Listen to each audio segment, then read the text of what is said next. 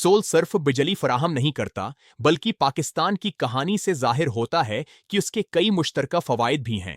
Future keepers میں خوش آمدید۔ سول کی موافقت نے ملک میں متعدد فوائد حاصل کیے ہیں۔ یہاں درآمدات کی ایک گرافیکل نمائندگی ہے۔ سستے چینی پینلز اور ناقابل اعتماد گوڈ سپلائی کے ساتھ شہری قیادت میں سولر بوم شروع ہوا۔ لوگوں اور کاروباروں نے AFU17 سے AFU25 کے دوران تقریباً 17 سے 19 ارب ڈالر کی سرمایہ کاری سولر سسٹمز میں کی۔ آئندہ جب لوگ اور کاروبار شمسی توانائی کی طرف بڑھ رہے ہیں، غیر قابل تجدید فوسلز پر انحصار نمایاں طور پر کم ہو گیا ہے۔ درآمد شدہ کوئلے کا استعمال 68% سے 11% تک گر گیا ہے۔ اس کے علاوہ شمسی پیداوار اب پاکستان کی موجودہ گرڈ بجلی کی طلب کا 38% تک فراہم کرنے کے قابل ہے۔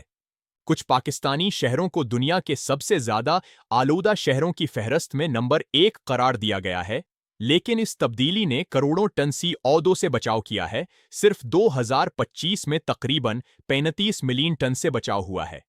ایکرونائم بے روزگاری، جو پاکستان جیسے ترقی پذیر ملک میں ایک اور بڑا مسئلہ ہے، اس صنعت نے بھی تقریباً 5 لاکھ ملازمتیں پیدا کر کے اس پر قابو پایا ہے۔ زیادہ تر تنصیب اور معاون خدمات میں اگر شمسی درآمدات پر ٹیکس کم اور مستحکم رہیں تو پاکستان میں شمسی مستقبل روشن نظر آتا ہے۔ مزید اپ ڈیٹس کے لیے فالو کریں فیوچر کیپرز۔